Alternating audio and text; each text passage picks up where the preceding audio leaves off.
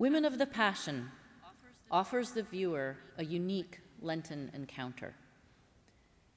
Women from Scripture who were transformed by their encounters with Jesus narrate the story of Christ's passion through the traditional 14 stations of the cross.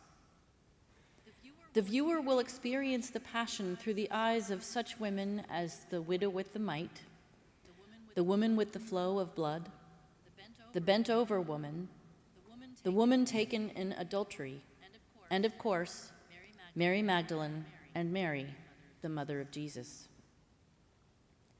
This production sets the stage with the anointing of Jesus by a woman, his denial by Peter, as described by the high priest's maid, and the dream of Pilate's wife. Then, station by station, readers accompany Jesus on his journey to the cross. The experience ends with Mary's wild grief over the loss of her son, and the peace she finds as she places him in the tomb.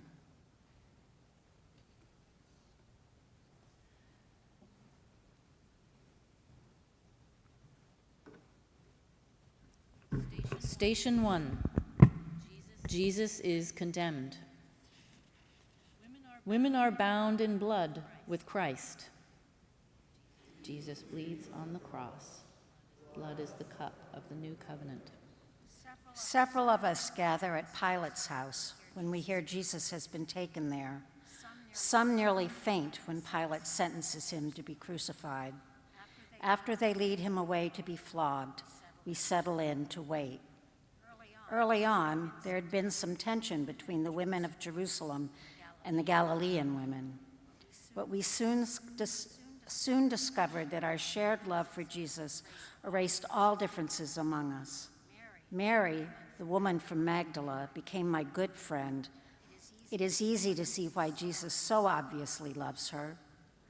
It is equally easy to see why Peter is jealous of her. Peter, like any of the other men, is unused to having to take women into account in any way.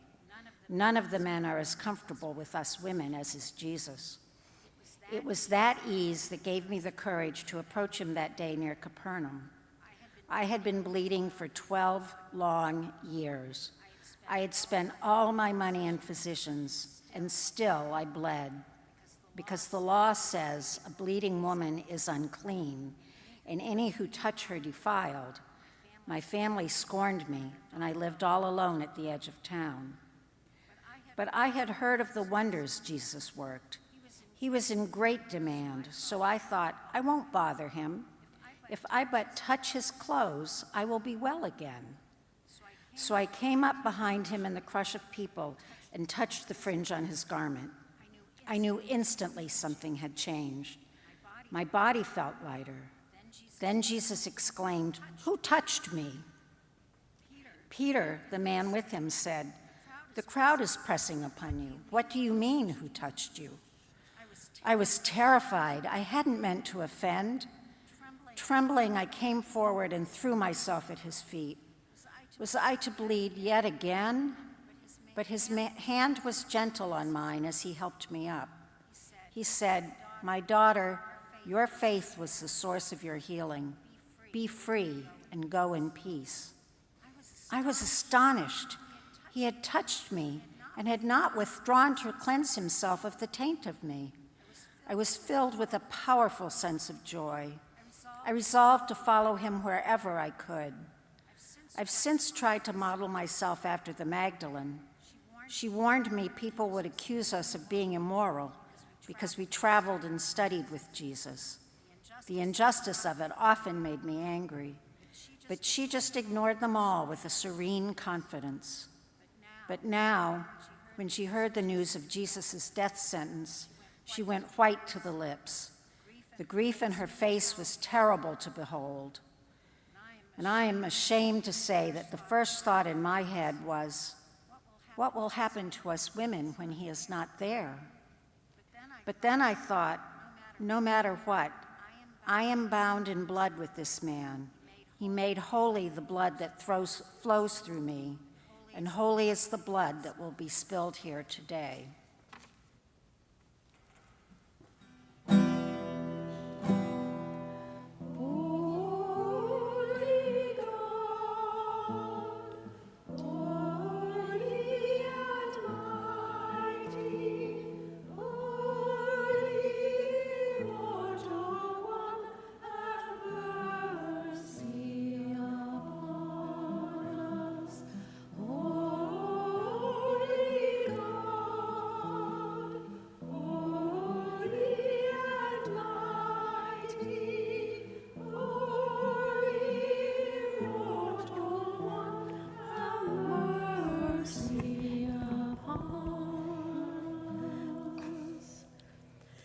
Station 2.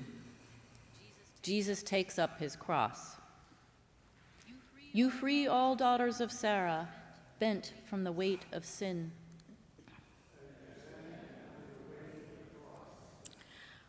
I can't believe they're really going to kill this innocent man. Why, he changed my life. He cured me. After 18 years of being bent almost double, being 18 years of terrible pain, 18 years of being told it was because I was possessed of demons, 18 years of being alternately shunned and preached at, he set me free. It was Sabbath, and I had gone to the synagogue to pray. It was usually my only outing of the week, since I rarely risked the scorn of the streets. I noticed him teaching when I entered, and I tried to listen without being noticed. To my dismay, he called to me. I saw the other man look at me, and I shrank from their disgust. But he smiled and beckoned, and my fears dropped away. As I walked up to him, the other men drew back. But he didn't shrink away. Instead, he stood up and, to my surprise, put his hands on me. It felt so good. No human being had touched me except to shove me aside or abuse me since I was 11. That was when my back had begun to curve. By the time I was 12, I was as bent as an old woman. Now in my 29th year, a man was touching me with kindness. If he had done nothing more than that, it would have been enough. But he didn't stop there. He said, "You're rid of your infirmity." As he spoke, a warmth flowed from his hands through my shoulders and down my spine. The pain vanished. Then he put his hand under my chin and lifted my head. As he did so, I stood up straight, surprised. Alleluias rang from my mouth as I looked skyward for the first time in years. I raised my arms over my head and praised God, for I knew from whence had come this blessing. But then a synagogue official came bustling up, and he was very angry. There are 6 days each week for manual labor. Come and be healed on one of those days. Do not come on the Sabbath, he announced to the crowd that had gathered. And then he turned wrathfully on Jesus. I was horrified. I wanted no harm to come to that man on my account. But Jesus just looked at him calmly and said, "How hypocritical. Do you not untie your donkey or your ox and take it to water on the Sabbath? This woman, this daughter of Sarah, has been held in bondage for 18 years. Why not release her on the Sabbath?" And the officials were confused, but the people and I were not. We were filled with joy at his wonders and his words. I tried to kneel before him, but he stopped me, holding my hand. What we said then remains between us. But I will tell you this, I followed this man to Jerusalem, and I know, even as I watch him take up the cross, that I will follow him anywhere, even to Calvary and beyond.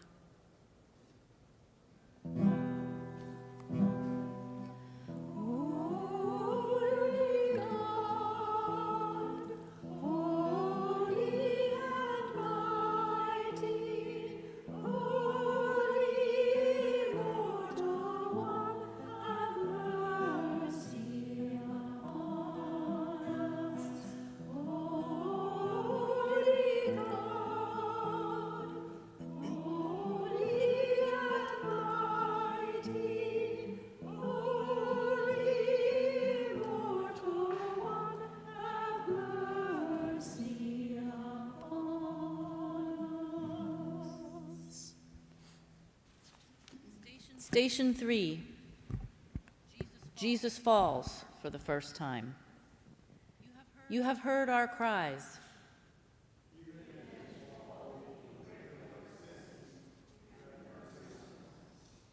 When the women begin keening, my heart is in my throat. This is dangerous.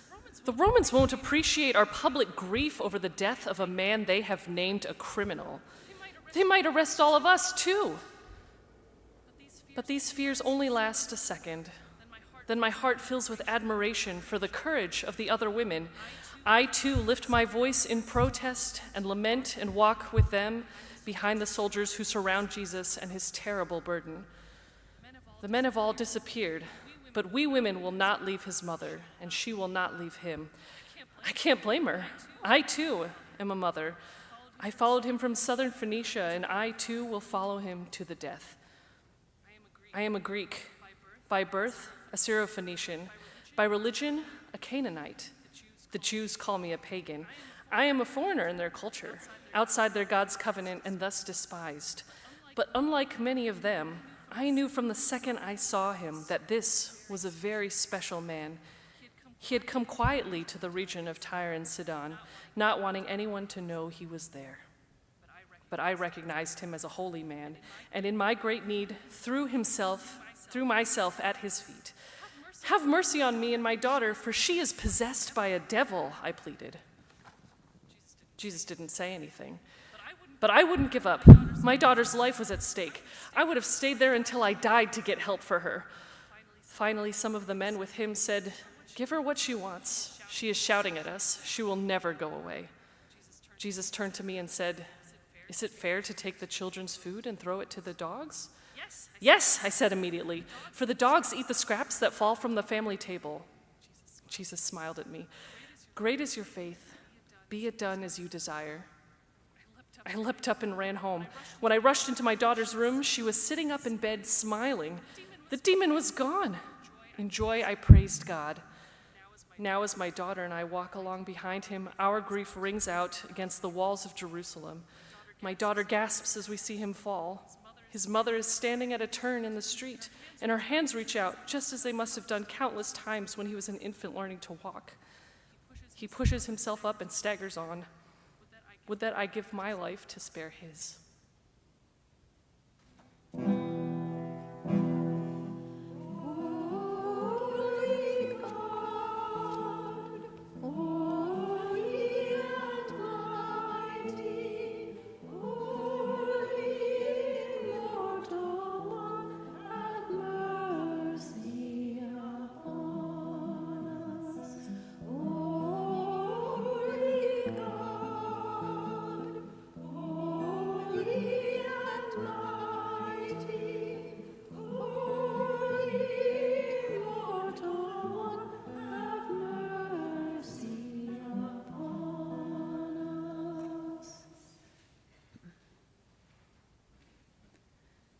Station 4. Jesus meets his mother. Body of my body, blood of my blood.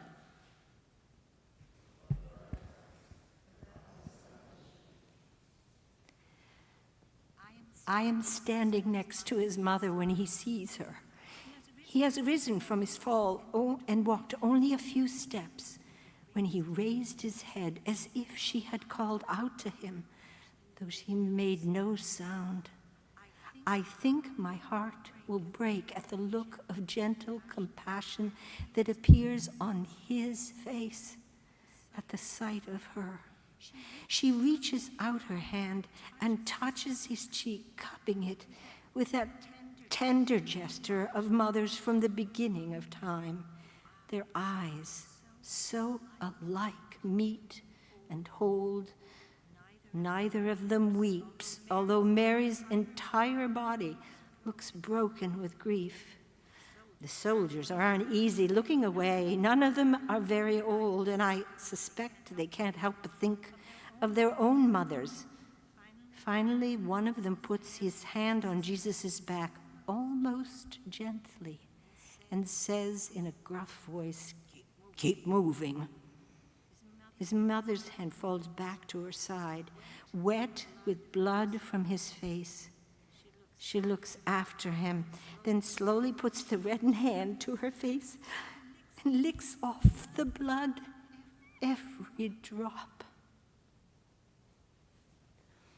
Holy God, holy and mighty,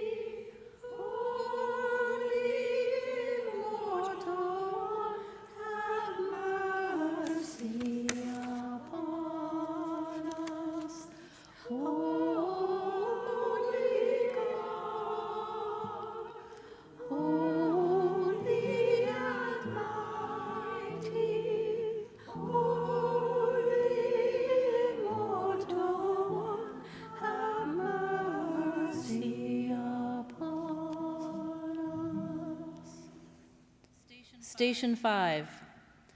The cross is laid on Simon of Cyrene. Have mercy on me, for I am heavily burdened.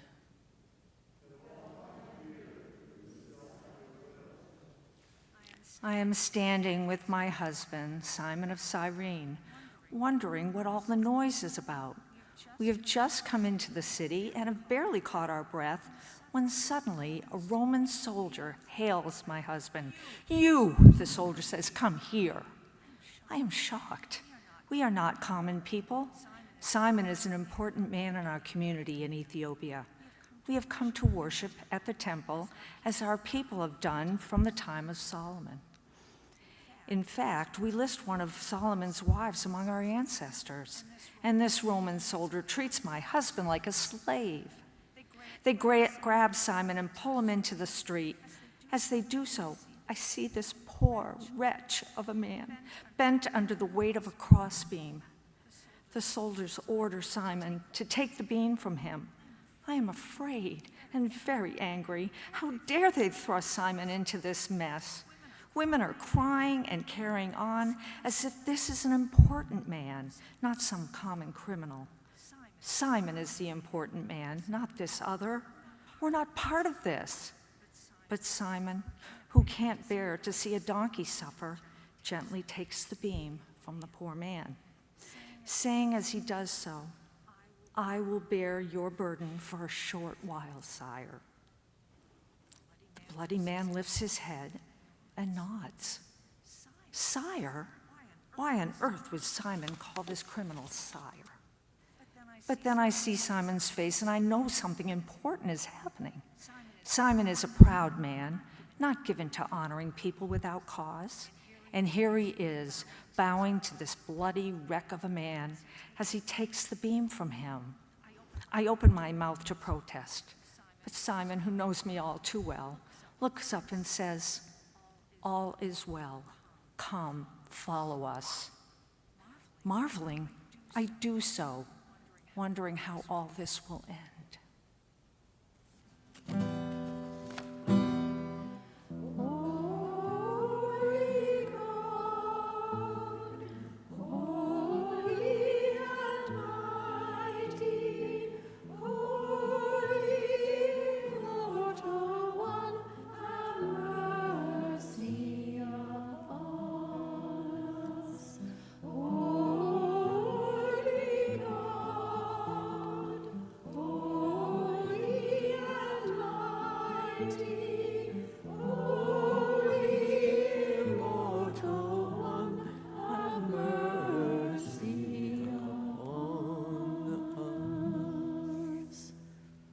Station 6. A woman wipes the face of Jesus. Woman and man, all are made in the image of God.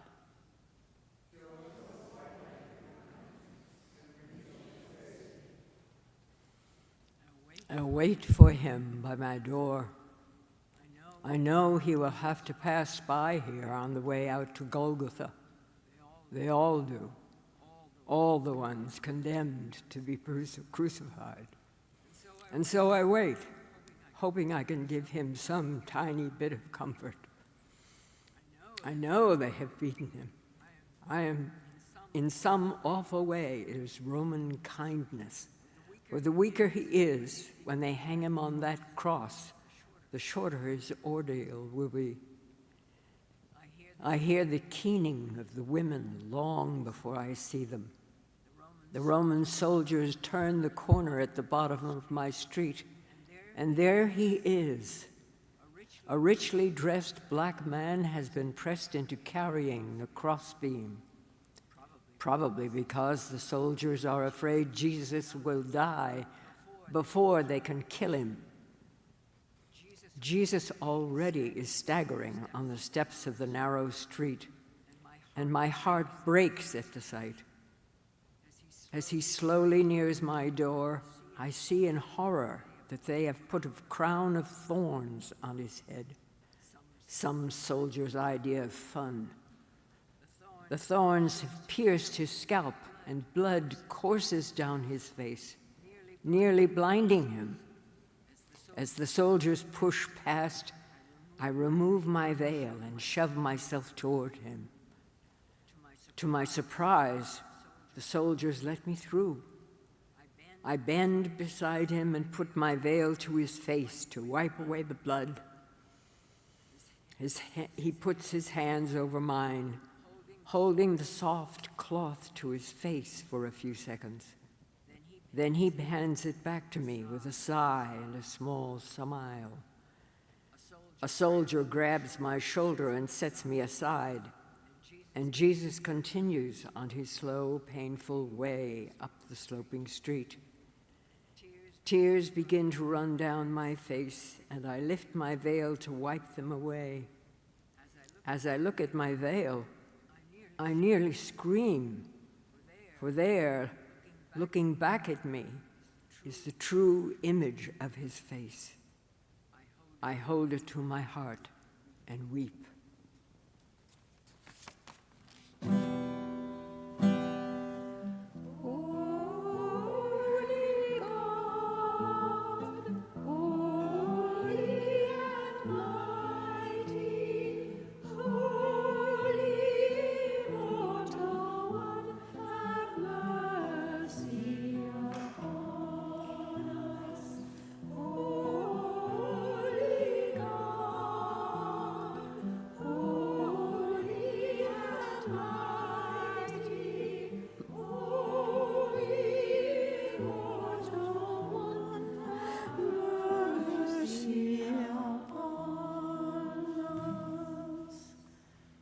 Station 7.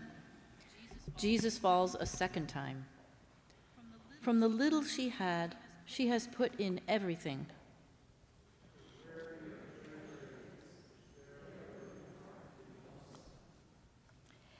Even with the help of the man called Simon, he soon falls again.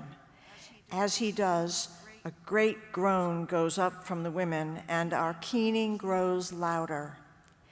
How different he is from the day I first encountered him in the temple. I had gone to give my tiny mite into the temple treasury, hoping it could help some other person in need. As I turned from doing this, I found him smiling at me. "Look," he called out to the men with him, "this poor widow's gift is worth far more than all the other contributions, for they gave of their abundance from the money they had left over, while she gave all the money she had from the little she has to live on." At first, I was embarrassed to have all these men looking at me, but then I realized he was not making fun of me, but instead was doing me an honor. I had heard about this man's teachings, but I had been too shy to get near enough to hear him. I had never had time to study very much, and I was afraid I was too stupid to understand this great man's teachings. But as I heard more that day, I realized that many of his teachings were like this: simple stories of everyday people used to illustrate important points. So I stayed to listen, and listening, discovered new depths in myself. That's why when he fell again, I looked away, unable to bear the sight of his humiliation. This man changed my life. The least I can do is be with him when they take his.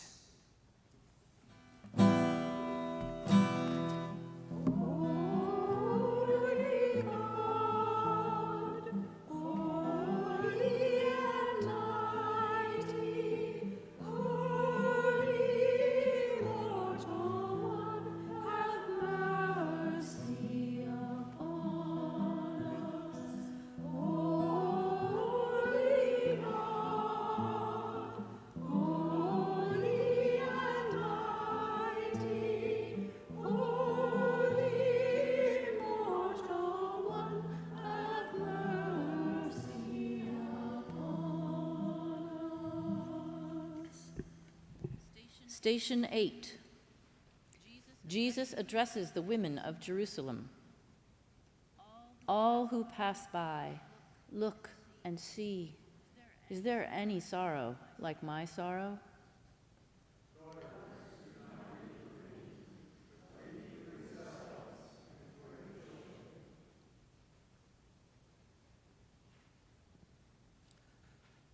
When he painfully pulls himself up from where he has fallen, he sees our grieving group of women. His look causes us to fall silent. Then he speaks, his voice soft with pity. Daughters of Jerusalem, do not weep for me, but weep for yourselves and for your children. For the days are coming when people will say, "Blessed are those who are childless.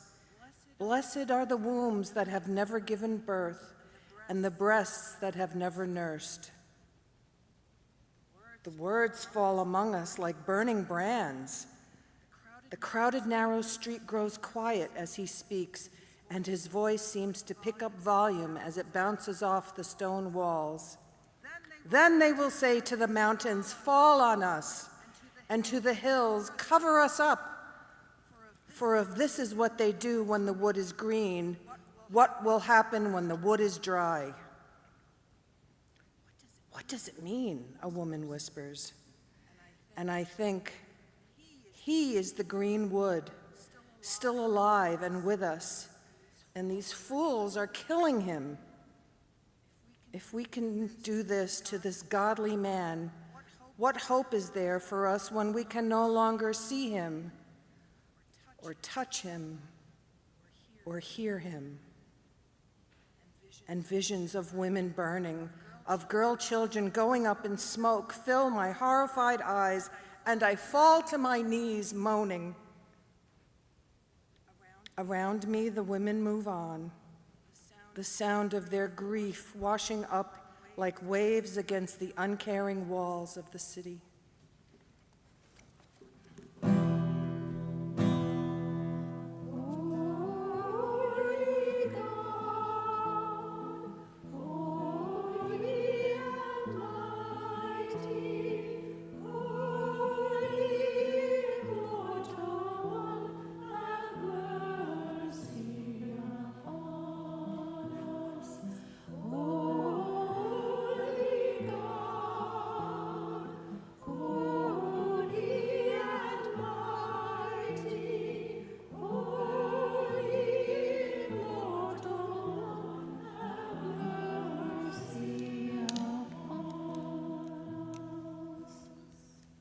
Station 9.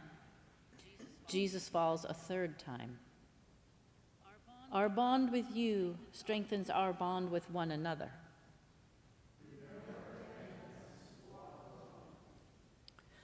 When they arrested Jesus, the men urged us all to go into hiding, fearing the Romans would do a general sweep of the area in an effort to catch all of us who followed him. But his mother refused to leave. Hearing this, I told my husband, Cleopas, to go with the others. I would stay. Cleopas protested, fearing for me, but I told him that I would be safe, for the Romans would never suspect a mere woman of being dangerous. We agreed to meet later in the upper room of the house where we had shared Passover Seder with Jesus the day before. As I watched Cleopas leave, I realized it was the first time that we had been apart in years, certainly since we'd decided to follow Jesus. For the past year, we'd traveled with him as he taught, watched over him as he slept, marveled at the miracles he performed, and wondered at the things he told us. Most of all, we loved him. Our bond with one another had been strengthened by our bond to him. It is that bond that endangers Cleopas. He has been seen with him too often. But my womanhood renders me invisible to the Romans, to many of my own people as well. Women are simply part of the background, regarded by Jewish and Roman authorities alike as non-persons, unimportant, negligible. We Marys often had talked of this among ourselves and reminded one another that our namesake, the prophet Miriam, also had been thrust into the background. So we know we can stay here in relative safety as long as we don't create too much of an uproar or irritate powerful men. But we are all used to living with such strictures. They're part of being a woman, like water is part of the sea. That is why, as we walk the streets behind Jesus and the soldiers, our lament rising above the heads of the shoppers and the merchants in their doorways, one part of my brain is busy gauging the reaction of the Romans. Are they getting angry? Are we pushing our luck too far? Deep as my grief is, for his mother's sake, I know I have to stay alert for any change in their mood that might endanger her. Each time he falls, my heart breaks anew. When he came face to face with his stricken mother, I felt as if I were choking on wormwood and gall. And now, just as we approach the city gate, he falls yet again. My heart lurches, for he does not move. Is he dead? Is it over? Hope and grief war in my soul. But then one of the soldiers grabs a bucket from an old woman mopping a shop and pours the dirty water over him. As he stirs, his mother groans. It isn't over yet. He rises and walks unsteadily on through the gate. We follow, walking toward Golgotha.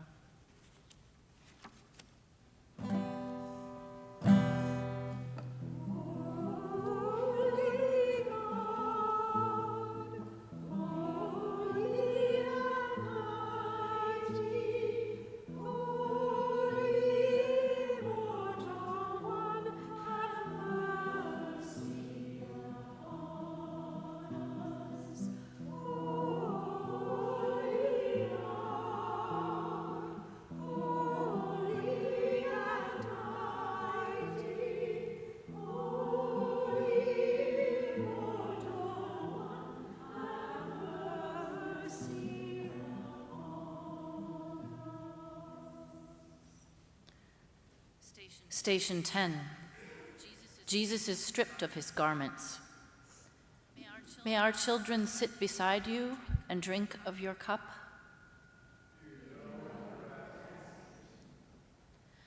As we walk through the city gate and on to that dreary hillside, I think I may faint. This cannot be happening. When he fell that third time, I thought, it's over. He's dead. And for a second, a mad hope possessed me.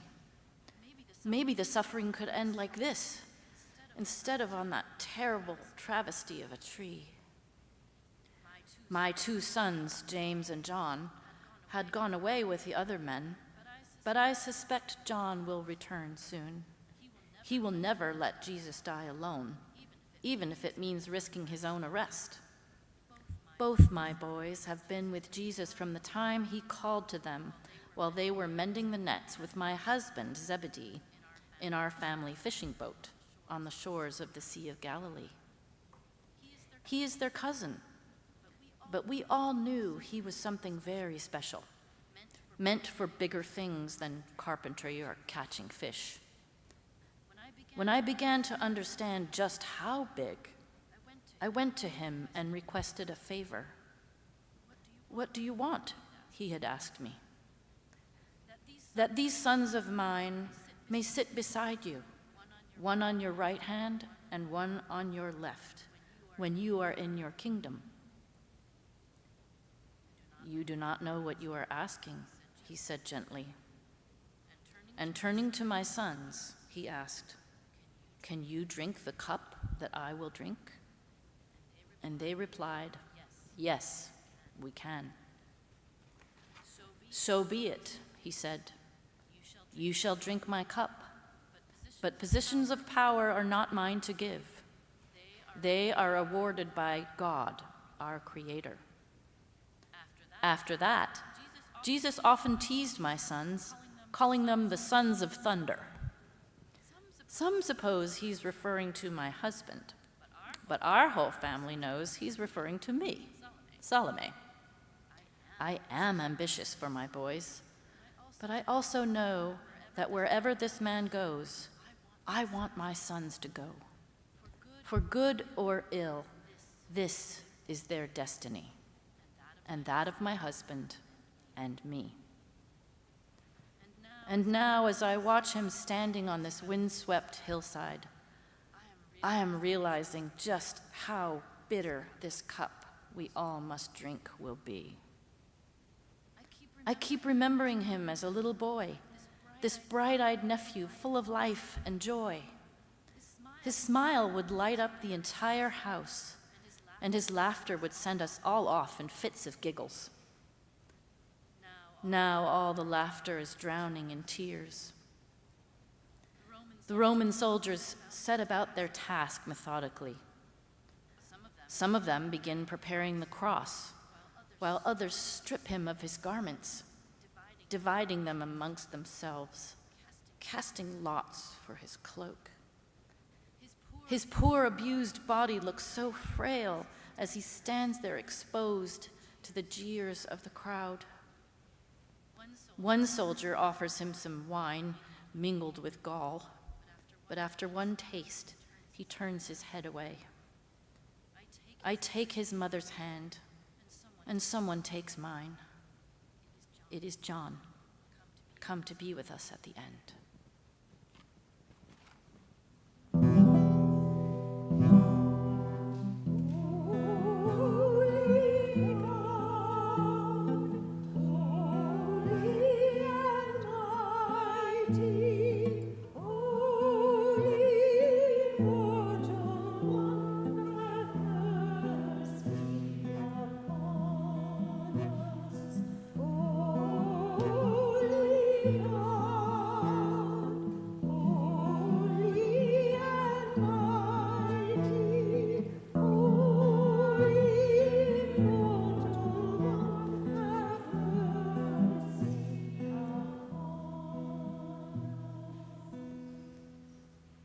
Station 11. Jesus is nailed to the cross. Our hearts feel every blow of that hammer. As I watch them strip him and pull him down onto the cross, I long to scream, "Stop this madness! This is an innocent man, a good man!" I know. He saved my life. I was a maid in the household of an important merchant in Jerusalem, and young and foolish. I had been betrothed since I was a child to a man I had never seen. But the merchant's son convinced me he loved me, and I allowed him to come to my bed. His mother found us. She called me an adulteress and locked me in my room. I was terrified. Although the law clearly states that both the man and woman are to be put to death, my lover is important in the community. I knew nothing would happen to him, but the law says a betrothed virgin is to be stoned to death. At daybreak, they dragged me to the temple. There was a man sitting there, surrounded by people. The temple officials threw me to the ground in front of him. I knew I already was a dead woman. They said, "Rabbi, this woman has been caught in the act of adultery. The law says we should stone her. Tell us, what do you say?" I was confused. Who was this man? Why were they asking him? What were they up to? The man ignored them, drawing with his finger in the dust near my face. But they kept at him, and he kept ignoring them. I finally calmed down enough to focus on what he was doing. There in the dust, he had written the unspeakable name of God. What did this mean? But the temple officials persisted until he looked up and said quietly, "Let the one among you who has not sinned be the first to throw a stone." Then, bending down, he drew some more in the dust, smiling sideways at me. One by one, those who had accused me silently slipped away until he and I were alone. "Where have they gone?" he asked me. I said nothing, shaking my head in bewilderment. "Tell me, has no one condemned you?" he then asked. "No one, sir," I said softly. "And neither do I," he said. "Go now and sin no more." And he helped me to my feet, smiled at me, turned me toward the door, and gave me a gentle push. "Go," he said with a smile. And I did. I went and got my belongings and set out to find the company of Jesus. He had given me back my life. I would now give it to him. And now these fools are going to kill him. I hear a terrible groan from his mother and look up. Oh, dear God, they're not tying him to the cross. They are nailing him to it. My heart feels every blow of that hammer as they jerk his feet together and begin driving the nails through that precious skin. His body moves convulsively upward, and I fall, driven to the ground by grief.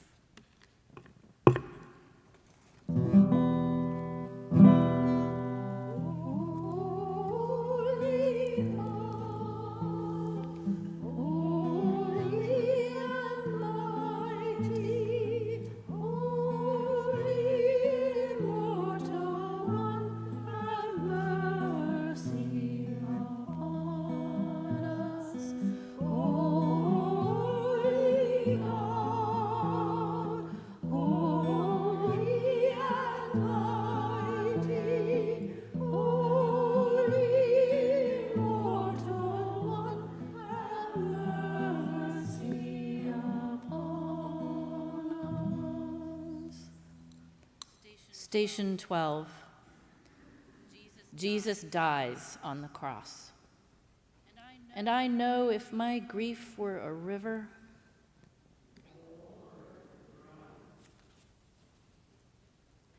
I watched them stretch his naked body out on the cross. Even in this moment of complete vulnerability, he is magnificent. As I look at him through eyes blurred with tears, he is no longer just one man, but seems instead to embody all of suffering humanity. Could any human endure such a burden? I would die in his place without a minute's notice. But that they should touch one hair on that adored head, hurt 1 inch of that beloved body, sickens me with grief and rage.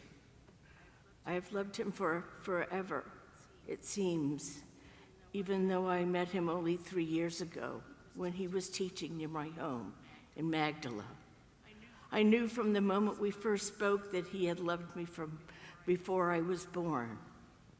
I would have loved him even if he had not cured me of my affliction, taken from me that deep-seated sadness that had clouded my days ever since I had achieved monarch. For me, becoming a woman had meant confinement in a prison of sadness. I seemed always to walk in darkness. I yearned to end this soul-eating pain. Then I met him and the sun rose in my life. With a glance, he removed the pall of sadness that had dragged my life in the dust. With a touch, he lifted me into a realm of spiritual brightness that dazzled my eyes and delighted my soul. He called me beloved disciple. And when the inevitable rumors began, I went crying to him. He gentled my tears away and said, "Mary, feel my hand on your face. I am touching the image of God. Nothing they say can change that, not in my eyes, and certainly not in the eyes of the one who made you. And know this," he said, "though they may try, they will never be able to cast you into the darkness. My peace is upon you forever." My peace is upon you forever. I cling to those words as they stretch him out upon the dreadful cross. I brush tears from my eyes and see more clearly what they're about to do. Oh, Holy One, help us. They are nailing him to the cross. I turn to shield his mother from the sight, but it's too late. She lets out a low guttural sound like that of a woman in labor. I put my arm around her shoulder and feel her slight body shudder with every blow of that accursed hammer. When they pull the cross upright and drop it into the hole in the rock, I think the jolt will tear his arms from his body. and for a terrible, indeterminable time we wait as he slowly weakens. Finally, I hear him give himself to his Father. Without looking, I know he is gone from me. And I know if my grief were a river, the whole earth would drown.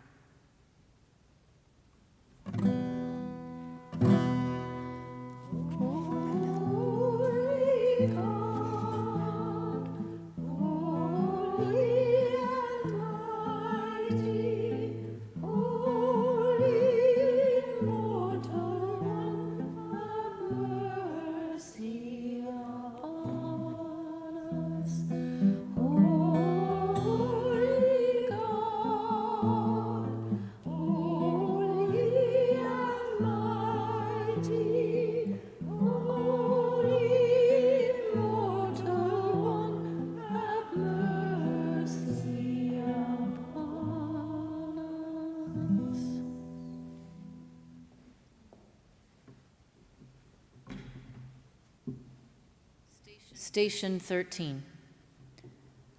The body of Jesus is placed in the arms of his mother. Do not call me Naomi, which means pleasant.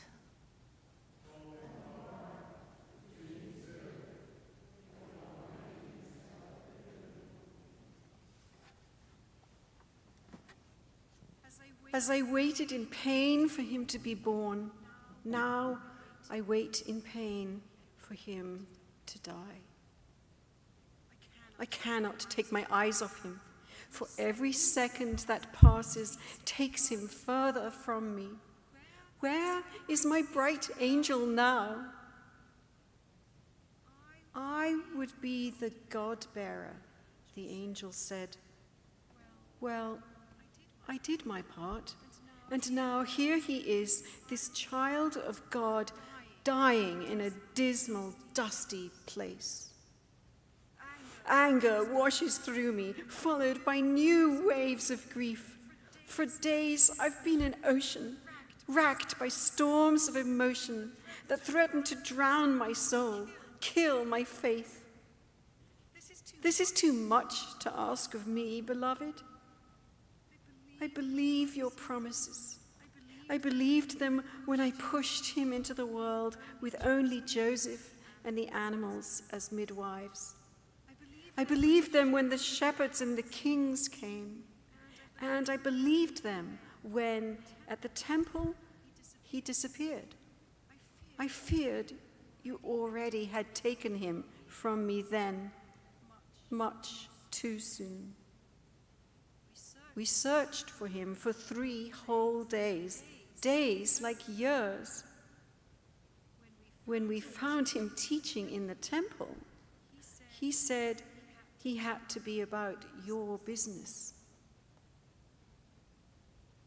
But Joseph and I persuaded him to wait a little longer. And when the time came, it was still too soon by my heart's reckoning. But I had vowed to do your will, and so I helped him in any way I could. Many times that meant stepping aside. Occasionally, it meant helping others to understand. And nearly always it meant biting my tongue when I feared he'd gone too far, too fast. But this, oh beloved, is this necessary?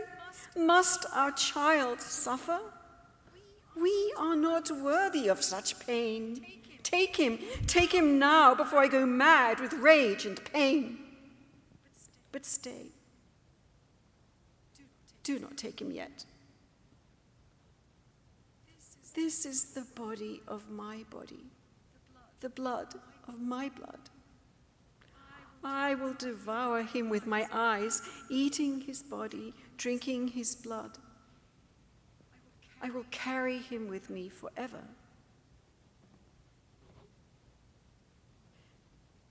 His soft summons of mother reaches me as if in a dream. I move as close to his feet as the soldiers will permit, John beside me. Emma, my dying son, says to me, indicating John, behold, your son. And to John he says, behold, your mother. His voice is almost too faint to hear. I am thirsty, he rasps. I turn in silent appeal. The young soldier at the foot of the cross hesitates. Then, with a slight shrug, he puts a sponge soaked in cheap wine onto his lance and hoists it up to Jesus. He wets his lips and speaks again, his words tearing into my heart like knives. It is finished. Then he cries out to you, beloved, Abba, into your hands I commend my spirit. He drops his head and his eyes meet mine. And as I watch, the light dies.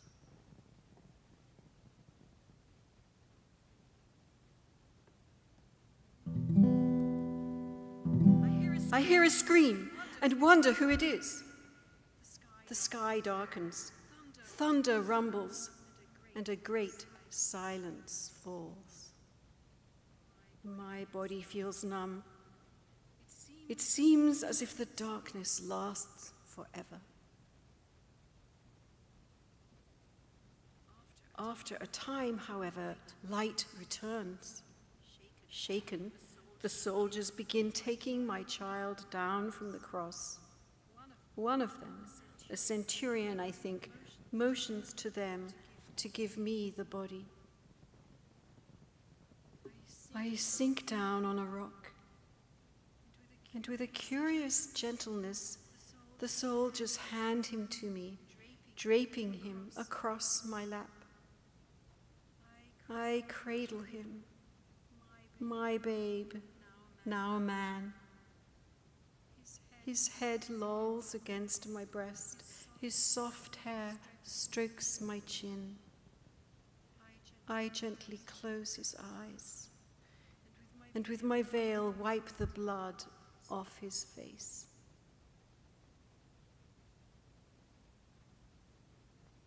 I have no tears left. My eyes are spent with weeping. My soul is in tumult. My heart is poured out in grief because of the downfall of my people. John says something to me, and I look up, my eyes blazing.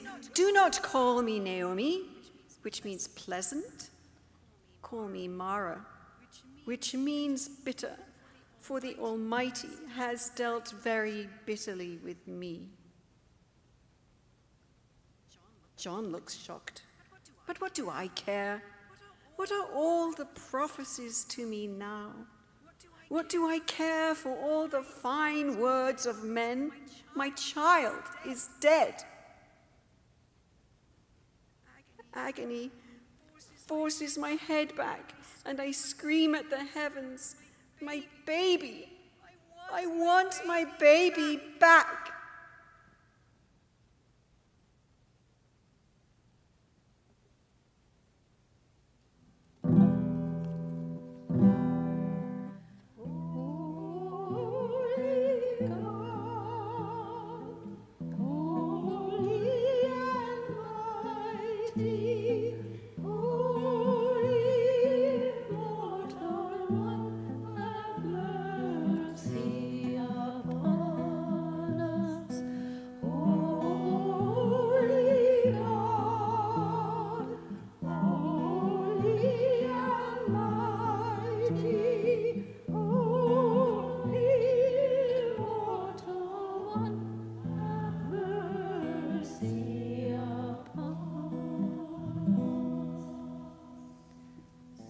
Station 14.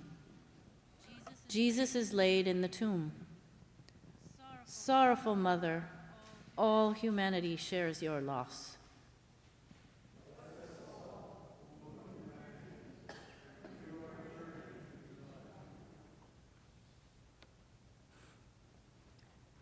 I press my broken son to me as if I can absorb him once again into my body.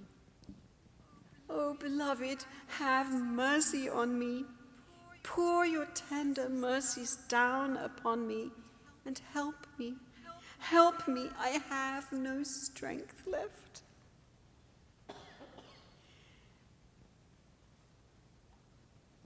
And once again, you send my bright angel. I feel the warmth at my back, the angel's hand upon my bent head, and hear the familiar voice. Mary, blessed of all women, do not be afraid, for God is well pleased with you.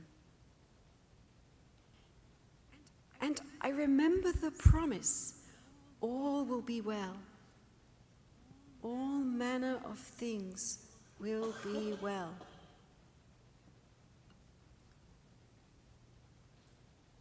I allow them to take my son's body from me. They are telling me it is time to prepare him for burial. Salome has brought spices, and Joseph of Arimathea has permission to bury him in his nearby tomb. And so I go through the ritual motions. As once I laid his sweet body tenderly in a cradle, now I lay his broken body tenderly in the tomb. The smell of sweet herbs fills the air. For one last time, I kiss his mortal face, then gently cover it with a sheet of fine white fabric. My hand caresses the cloth, and I smile. Would that I had such fine cloth to clothe him in while he lived.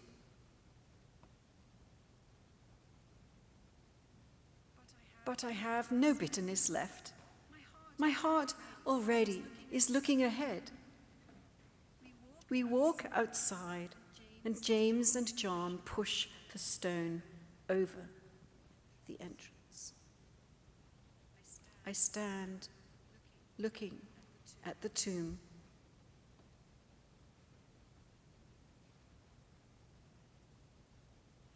How long, oh beloved, how long?